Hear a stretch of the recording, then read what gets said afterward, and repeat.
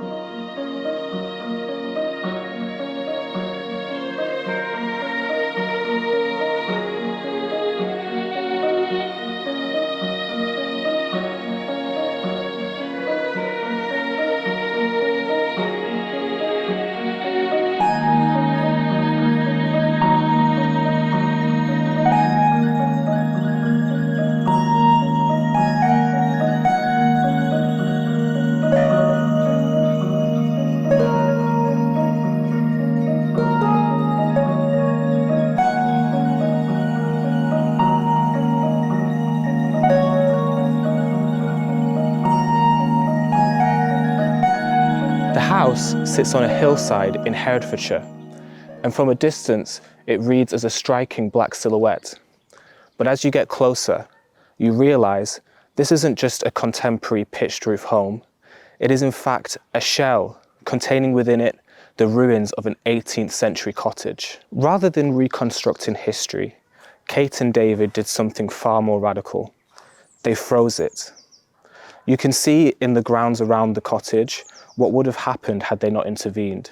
There are loads of little ruins of old buildings that belong to the old estate nearby. The metal facade is contemporary, but it isn't alien.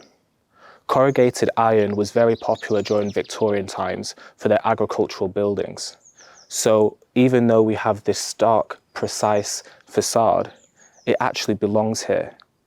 It respects the vernacular whilst standing apart from it. Standing in this front garden, I can see that this home didn't start with a blank slate. It actually started with the absence of what once was. So, let's find out. What is it actually like to live with a ruin?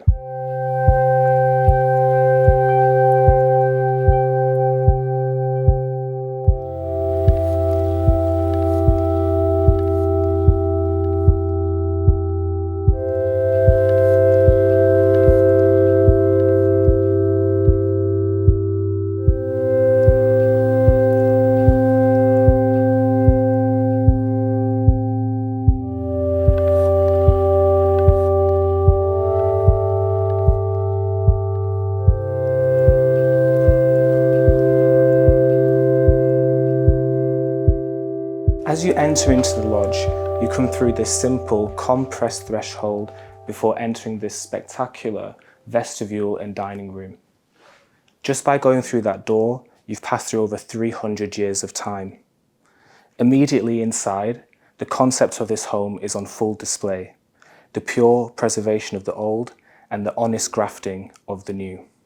As visually stimulating as this space is, the architecture is doing very little here. It's either providing a shelter for the people within as well as the old building, or a service like taking you from one floor to the next. There's a beautiful contrast between the black rubber floors and these wattle and daub walls.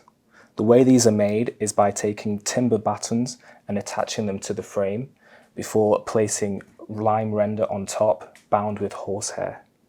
I'm in awe of how striking this ruin is, the new shell, and how it all comes together. The furniture in here is accommodating and simple. It doesn't compete with the architecture. That would be a battle too hard to win. Instead, it just gives you a place to sit and enjoy the environment around you. Kate and David were dedicated to keeping everything they found, and I mean everything. These brick ties that have become a light fixture, they're not from the 18th century, but they were here when David and Kate started building, so they kept them. Another really nice detail is what they did when the shell met the old frame. All of the openings for the windows perfectly align, and you have to literally put your hand through the old window to open the new one. In this case, you've got to be very careful because there's broken panes of glass, but I think it really shows a dedication to the concept. I didn't realize that conservation meant conserving something. I didn't realize that, although the clue is in the name. Like, I thought you had to repair it and show it to people, but you actually don't. You have to preserve it, conserve it. And so, although this is less visible to the public now, it is preserved, and it is preserved very, very well. There's no water dripping on it anymore. It's dry. There's no insects eating it. There's no woodworm eating it. There's no plants eating the structure away. So it should last another 300 years. I think if people wanted to, in 100 years or 300 years' time, they could take off the corrugated cladding and they would see the original. I think that we should also, somebody else will put another frame over this one and preserve this one, like Russian dolls. I hope that happens in 300 years' time.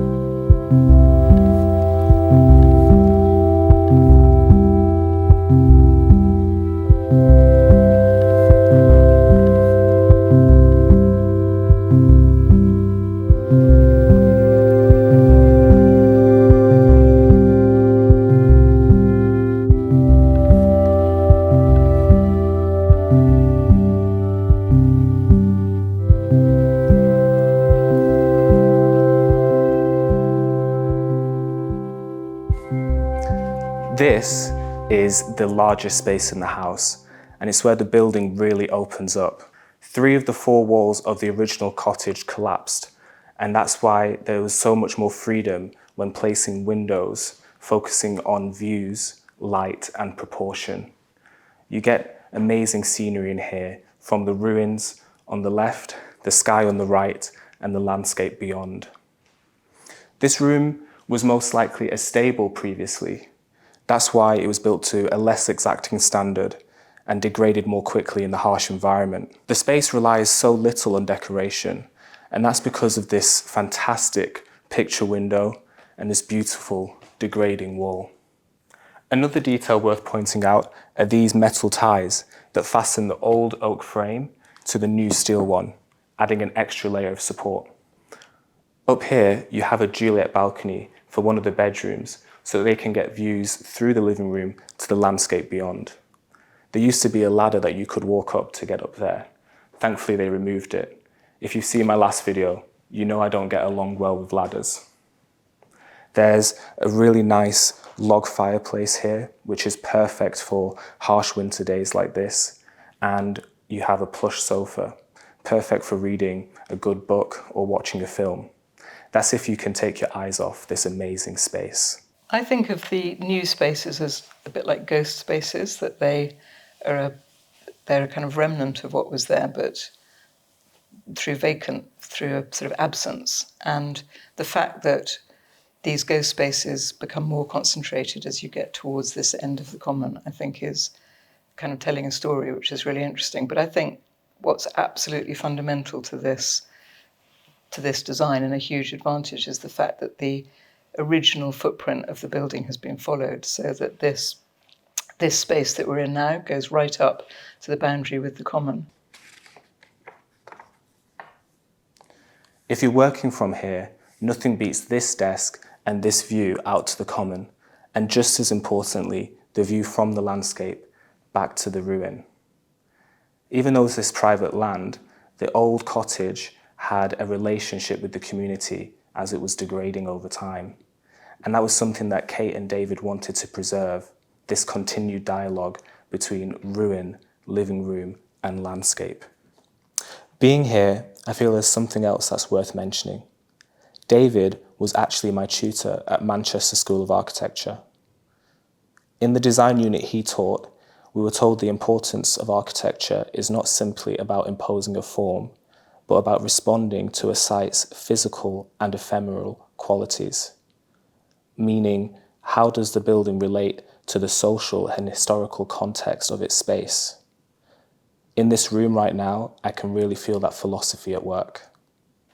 I suppose through teaching, we're constantly challenged to try and be experimental, and we're exposed to all sorts of kind of incredible designs around the world. I mean, I think you spend a lot of time discussing ideas with students and exploring where architecture is at currently. And so that gave us a kind of context in which to design this.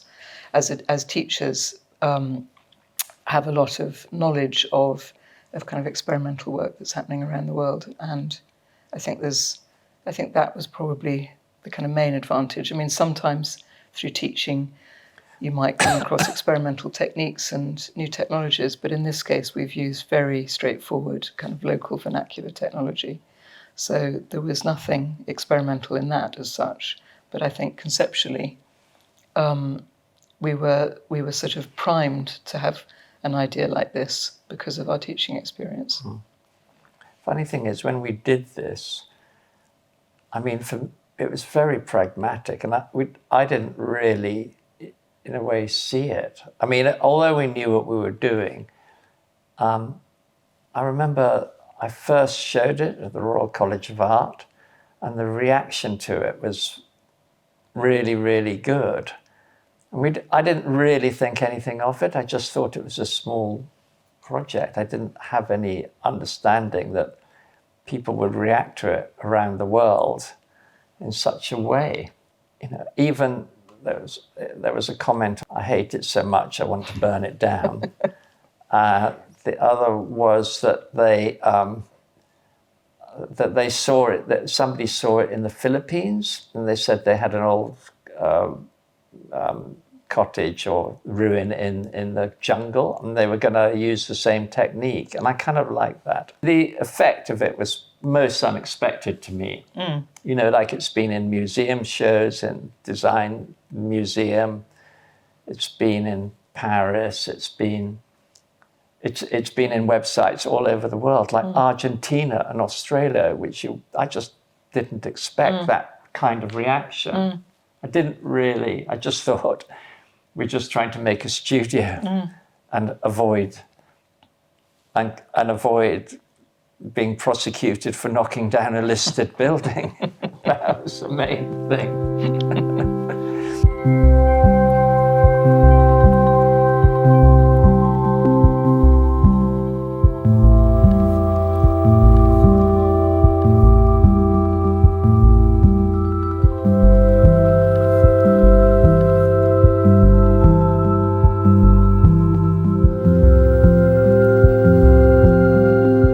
The kitchen sits at the heart of the plan, with the living room on one side and the dining room on the other.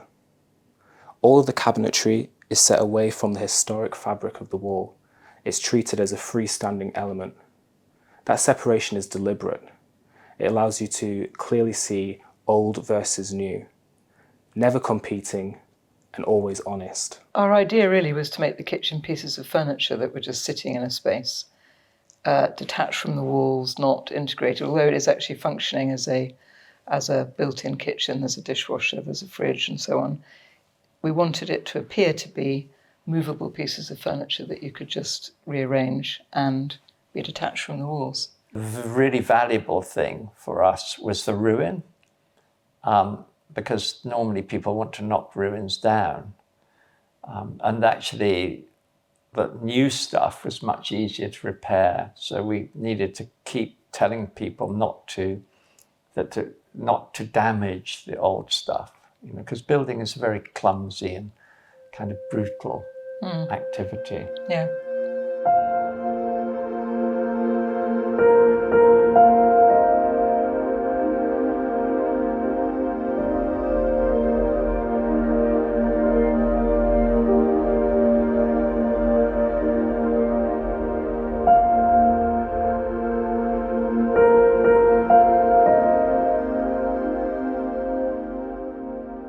On the landing, you get this really awesome perspective where the new window does not align with the historic structure.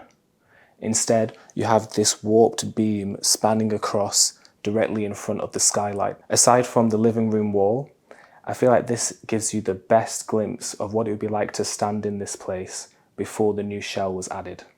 Some people who come here who've seen the project on paper before, for instance, when we had the committee come round for the kind of judging group for the RIBA Awards, they were quite sceptical, I think, about giving us an award initially because they'd only really seen the kind of photograph of this, and I think they thought it was a bit of a gimmick. And I think that there were two things that surprised them. One, the scale of the project was much bigger than they'd anticipated. And the other is that it's much more of a kind of coherent project. It's not just kind of one image. It's a three-dimensional experience. So I think that that's something that's surprising to people who already kind of know about the project, who maybe are architects already and have kind of, preconceptions about what it might be like. Actually, one of the things I like about it, the way it fits into the landscape, and I have a theory on that, is it's because it was originally a cottage and stables, and it was originally thatched. And those people really knew what they were doing. They knew how to site the building. They knew how the steep pitch worked with the thatch, which they would have got locally. All the timber would have been from literally next door, from the wood. And it just sits very well in the landscape. So we can't take credit for that. It's the people who built it 300 years ago that take credit for it. As a matter of fact, when we finished this building, and it was kind of brand new, somebody on the common said to me, looked at the building and said, we should convert it because it looks so traditional and looks so well placed in the landscape that they thought, it was familiar. It was already familiar. Yeah, it was very familiar, so it must be old, and therefore we convert it. We should convert it again. Yeah. But I kind of like that because what he meant was it was comfortable in the landscape. And I think it is. Yeah. But that's not to our credit, it's to the people who built it originally. The bathroom continues the same material disciplines used throughout the house.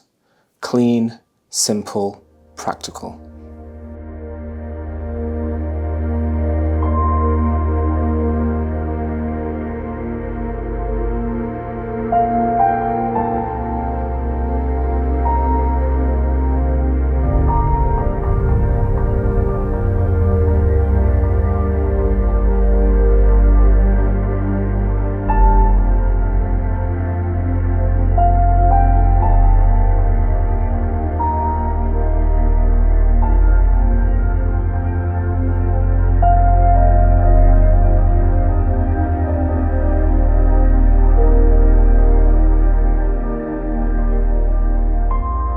The first bedroom sits in the centre of the home, directly above the kitchen, and has this really cool Juliet balcony that looks out to the living room below. Up here, you get really up close and personal with the ivy branches that consume the abandoned house. It almost feels like you're in a German fairy tale, lost in the woods, surrounded by creeping branches. You have a comfy double bed, bedside lamps and tables, and there's ample space to lay out your belongings. This whole room is about rest, light, and that sense of enclosure you get being up here in the rafters. There's a really beautiful effect that happens in here, how the beams and ivy cast shadows on the new plaster walls. I suppose I quite like imperfection in general. I do like things to be well done, but I think it's almost in kind of the modern movement, it's kind of led to a kind of boredom. And so that's what I think. There's a kind of boredom in it. And by having a 300-year-old structure with a bird's nest and cobwebs and dust and dead ivy, it's not boring. You know, it has you have 300 years of history that's been dripped on, and, you know, with water and moss and ivy and birds and insects eating it. You know, that gives a real richness to something that is kind of difficult to compete with. Yeah.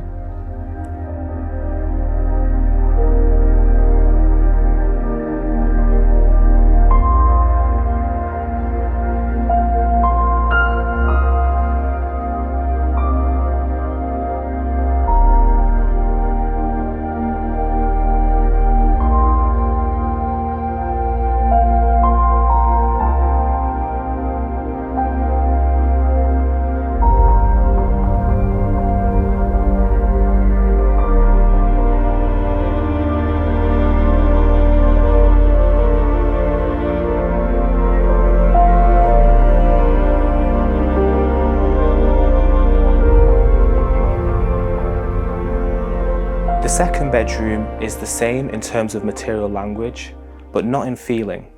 This one is much more dramatic, and that's because it's sat on a mezzanine above the snug.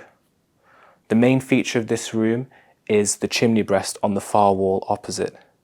It's the only original feature of the house that can be seen directly from the outside, and it hints the complexities happening within.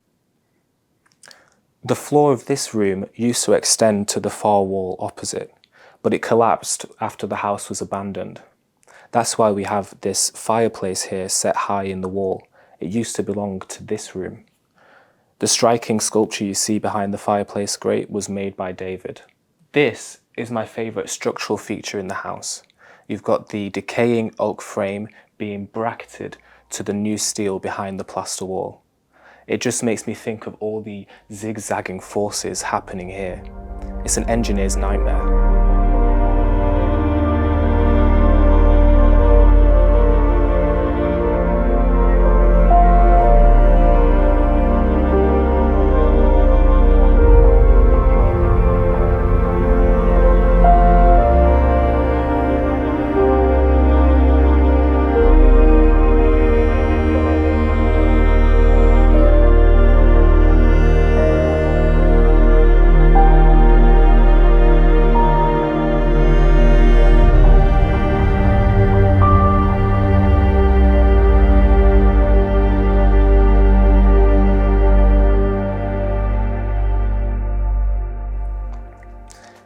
Back downstairs in the snug, we've got a sofa and armchairs for you to sit and recline.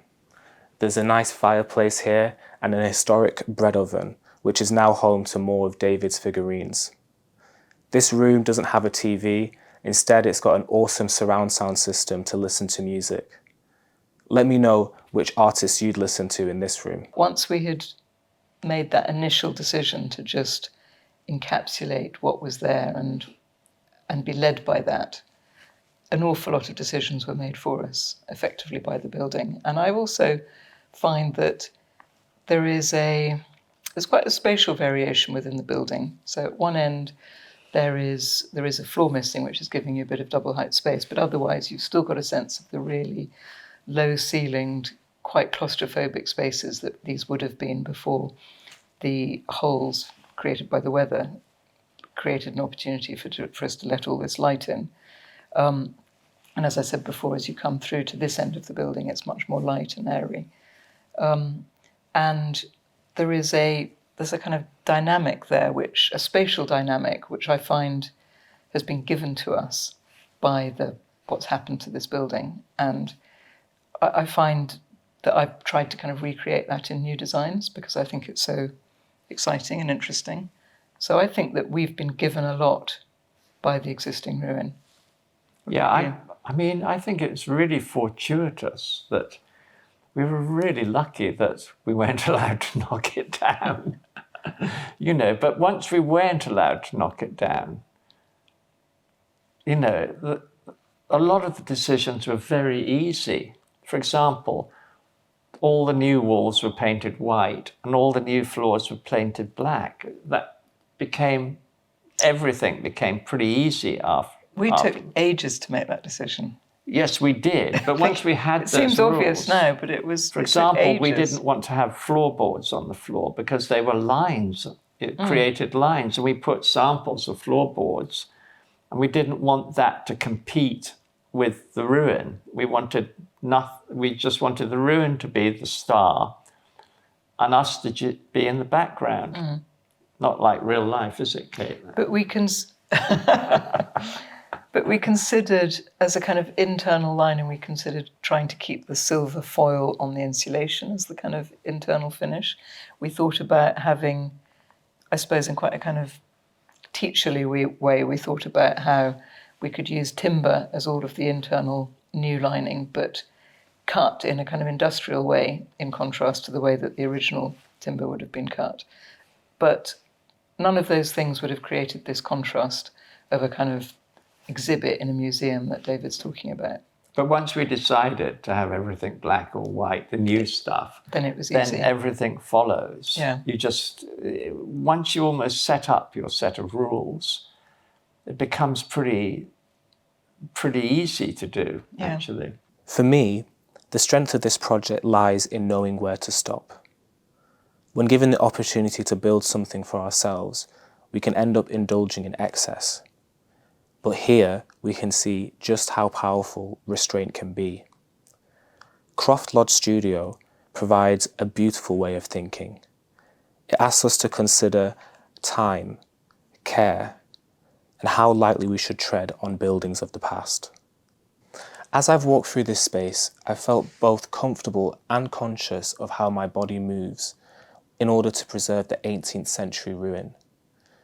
This place feels special, not because it's a perfect restoration, but because it's a meticulous preservation of a ruin in a moment in time. And I don't want my time here to impact that. I really like people coming to see it, because when we just worked here all the time, nobody actually came and lived in it. It was just us and, some people who worked for us who would stay here. But I like opening it up to the public so they can experience it and actually live here. When we had people over Christmas here for 2 weeks, I really like that, and they go away with that memory. So it is, I don't know, it's kind of like writing a book, writing a novel and putting it in a drawer, if it's yours, and maybe showing it to other people. Now I don't know how many people will come here. I like the fact that people live here and use it, actually, and go away with a memory. I hope they tell other people about it. I'd love to thank Kate, Darby and David Connor for sharing this extraordinary place with me. And if you're interested in staying here, you can find the link in my description. To see more homes where architecture is approached with care and intent, subscribe to Space2Place Workshop. And if you've got a home that you think is worthy of this kind of attention, I'd love to hear from you.